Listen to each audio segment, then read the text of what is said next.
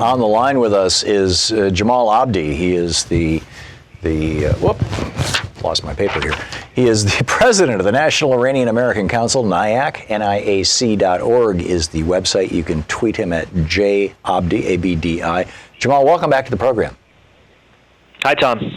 Thank you for joining us again. I'm curious your thoughts on what is going on. Sean, in fact, just tracked this down. Mr. Soleimani. Apparently, last year when Donald Trump was rage tweeting at Iran, he tweeted back. He responded, saying, "It's my duty to respond to your threats. Talk to me, not to the president. It is not in our president's dignity to respond to you. We are near you where you can't even imagine. Come, we are ready. If you begin the war, we will end the war. You know that this war will destroy all that you possess." Your thoughts?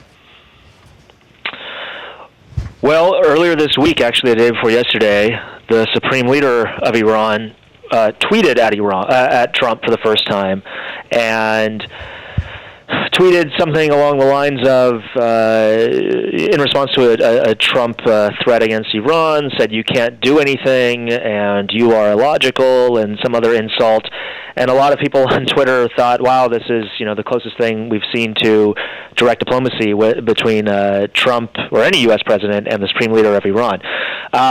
I can't help but, this sounds crazy, but I can't help but think that by doing that, the supreme leader may have helped Trump cross over from a position where he was being somewhat conservative in his willingness to engage in kinetic action against Iran into finally, actually greenlighting this strike against Soleimani that, compared to some of the past strikes that Trump has, abandoned, is so disproportionate and so clearly is going to lead to an escalatory cycle that I really can't understand why else Trump would do this now. So you think he got provoked by or you think it's a possibility that Trump was provoked by a tweet that is by and large not even being reported on by anybody, that and struck out because of that, because he felt humiliated or harassed or called out?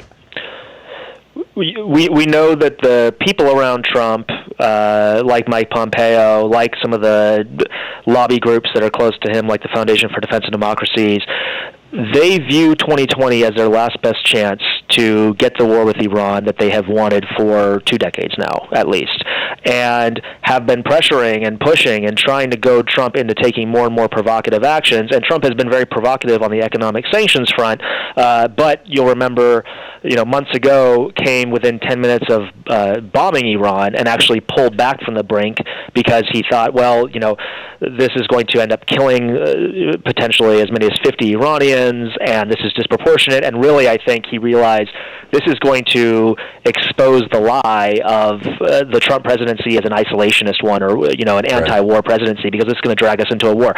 What has changed since then that would cause him to take this extraordinary step?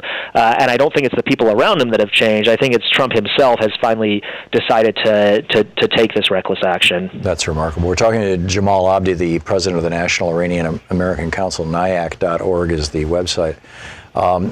It looks to me, this is my kind of back of the matchbook analysis, that a new set of alliances are emerging and solidifying right before us. It has been going on for a year or two. And that if we were to see a polar world, like we saw with World War II, with allies and Axis, basically, two groups of allied countries going after each other, that it might be on one side Iran, Syria, Russia, and China, and perhaps some of the other more Shia associated countries in that region. And then on the other side, Saudi Arabia, the United Arab Emirates, Israel, the United States, and perhaps much of Europe, fighting it out to the death. I mean, that's a World War III scenario based on a World War I kind of assumption that in fact, I tweeted last night at 8 o'clock. When this first happened, I tweeted, Trump just assassinated Archduke Ferdinand. This is not going to end well. What do you think of all that? I think it's where this has been heading for a while. Now, I think that where the analogy breaks down is, at least for now, that the Europeans are not with Trump on his Iran strategy. And this latest action was not coordinated with the Europeans. They just got phone calls today from Mike Pompeo that this had happened. Right. Great Britain is freaked out. Yeah. Yeah. And then on the other hand, the Russians and the Chinese, unlike the United States, they talk to everybody in the region. So they're not bound to one side or the other. Whereas the U.S., we are completely boxed in. We can only deal with the Saudis and the Israelis and the UAE, whereas Putin is talking to Turkey and Iran and Syria and Saudi Arabia and Israel. So I don't know if it's gonna fall on such clean lines. Really, what this looks like is the U.S. isolated from its traditional partners, all in with Israel and the Saudis, and then some of the U.S.'s supposed foes in Russia and China, and then smaller states like Iran, having much stronger relationships with who would constitute the coalition of the willing if this actually became even with Europe exchange. That's actually a very hopeful thing. I mean, the terrible thing for the United States to be basically cut out of everything, but that's the direction Trump has been taking us ever since he was sworn into office. But that at least is not a world war scenario. That's more of a United States it gets isolated and cut off from everybody, and the market crashes, and we go to hell in a handbasket scenario kind of thing. Yeah, the resolve of the Europeans has clearly been tested, and while rhetorically they have been against what the U.S. has been doing, there hasn't been a lot of bite to their bark, and so a lot of people expected, Iran is supposed to take its next step to put pressure on the United States for abandoning the nuclear deal. Iran was planning to take its next step to breach some of its commitments on the nuclear program January 6th. And we don't know what those steps were going to be, but as a result, the Europeans were supposedly going to trigger a dispute mechanism within the Iran deal and potentially begin holding Iran accountable in the same way the United States was. So there is a chance that Europe is beginning to not just hedge, but surrender to the United States and Trump. I don't know if this now changes that and actually changes European calculations, because the threat of war is now very imminent, and taking such actions could actually force the Europeans' hand to be aligned with the United States on any such action. Well, and in Hungary, you've got Fidesz and Orban, doing a nationalist chest-thumping thing, and much of that is happening in Poland as well, kind of pulling Europe away from, trying to pull them in a more authoritarian direction and away from multilateralism. And then you've got in Turkey, you've got Erdogan, who's all over the map, in addition to calling up Trump one day and saying, "Get your damn troops out of Syria," and Trump says, "Sir, yes, sir," and tweets it before he's even discussed it with the Joint Chiefs. It seems like all the old rules are gone.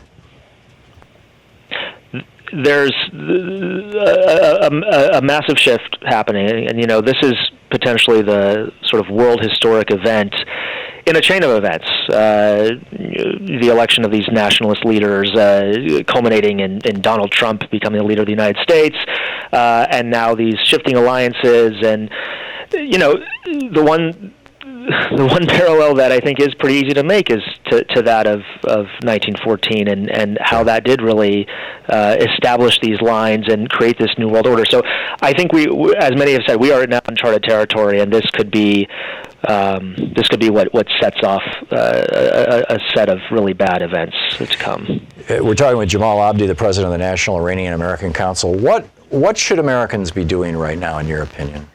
I mean, I've been saying, call Congress, 202-225-3121, and tell them that the president just acted outside of the powers he has with the AUMF, the 9/11 authorization for military force, and to stop all this right now.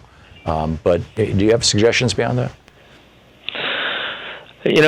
Congress caved. Democrats in Congress caved, and there was legislation that was actually included in the defense bill, thanks to Ro Khanna and Chris Murphy and Tim Kaine and Matt Gaetz, Republican from Florida, that would have stated clearly Trump does not have the authorization for war with Iran, and would have really put a legal check against this action that was just taken.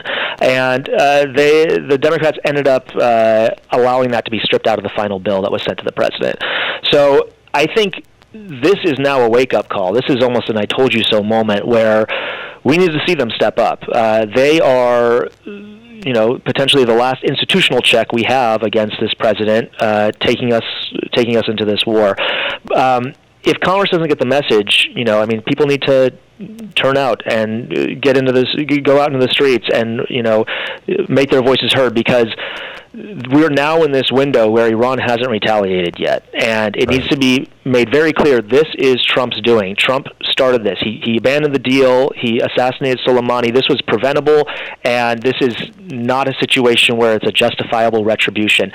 Once Iran retaliates, the politics will change around this, and if we don't have leaders who come out now saying this was wrong and we need to de-escalate, we're not going to have them after the retaliation and the drums of war start beating and overshadowing all the other conversations. So we just need pressure on all of those leaders and 2020 candidates to come out now unequivocally against this action and against escalation towards Iran. Right, because the retaliation will be viewed the same way, essentially.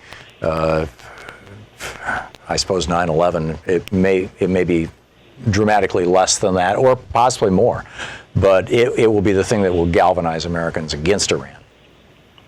Right. And we now have an opportunity to expose who is to blame for this before it happens. And, hopefully it doesn't happen, and I think that really falls to the international community. Right. But, the other thing people can do is, I think it's more imperative than ever, Donald Trump has to be defeated.